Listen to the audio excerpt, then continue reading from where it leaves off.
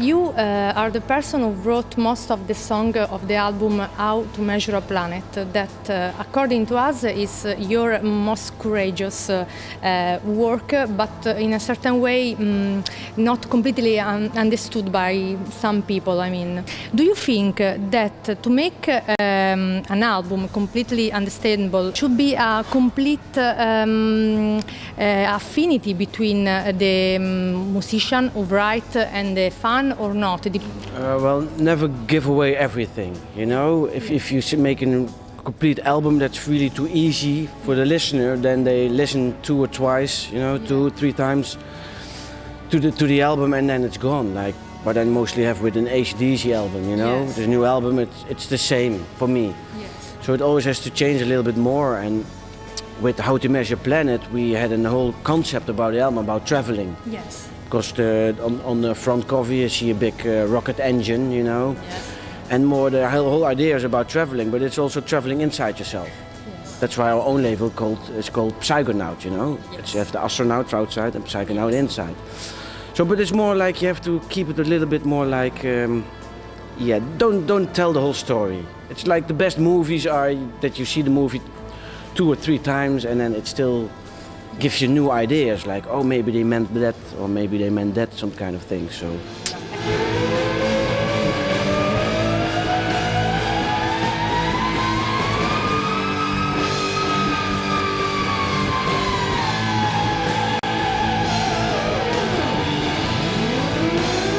But maybe also we made it in '99, so maybe it was too early for the people. Yes. Nowadays, now I get emails from people like they bought the album at that time, and now they're listening, now they understand it. Yes, exactly. So maybe for many fans at that time, you know, who listened to our kind of music, it was too soon to understand it. Yes, exactly. Maybe it's that more like it, yeah.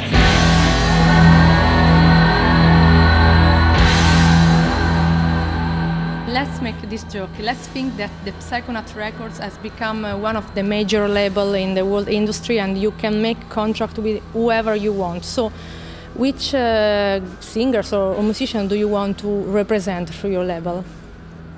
I think we would bring out music for bands who really believe in their music and not in about the whole other aspect. It will be a musical thing. And of course you can figure out, I think, which bands, you know, bands we like, really.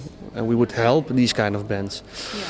But I'm afraid it will never happen, I think. It's not in our goal.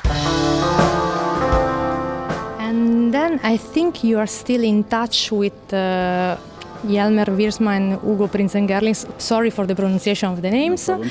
And what are they doing now? Last thing I heard about Hugo, that he is expecting his second child already. Wonderful. Yeah, will be very soon. Will be born, and he has a new job. He works in a cinema right now. He's changing reels for the movies. Really? Yeah.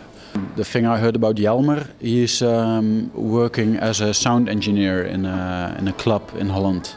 Can you see any possible mistake that the gathering made that you will not repeat? I don't know actually, because of course we made some bad decisions. Of course, because we existed for 15 years, so there are always bad decisions, but there's never one I regret, because of a bad decision you have to make something right again. So I never regret a bad contract or a bad decision, or so, because you live and learn, you know, you always have to go on your face and learn something new. So.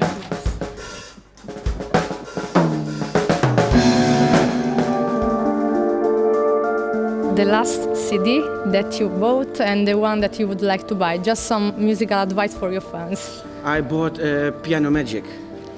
Piano Magic. It's I don't know where they come from. It's I really like the album. I was listening I was in Paris, and was listening over there, and I really liked. Well, I bought the last Interpol album, which I like very much. The last CD I bought, I think, was Cinematic Orchestra. I had a burned CD a long time, and now I wanted to buy it for real. So that's a good one. It's a little bit jazzy.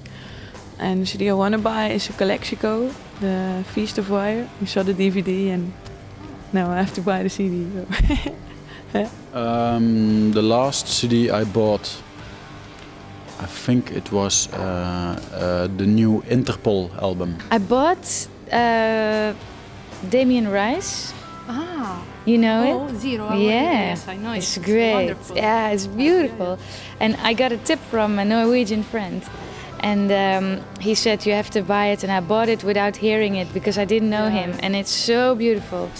Yeah, he's a great singer, great guitar player.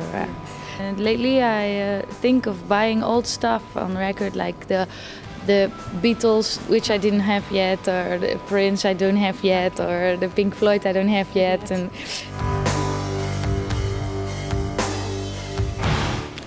do you want to thank someone for your success? Yourself, a friend, the fans? Who would you like to thank when you think about this? that's a good question. My parents, they made me. Yes. I don't know, it's a good question. Without us, we wouldn't have a band. But without you as a listener, we wouldn't have an audience. So it's always part of something bigger, you know? We are just a small... Spiderweb. Yeah, we are just one string in the spider web, and it's a good spider web.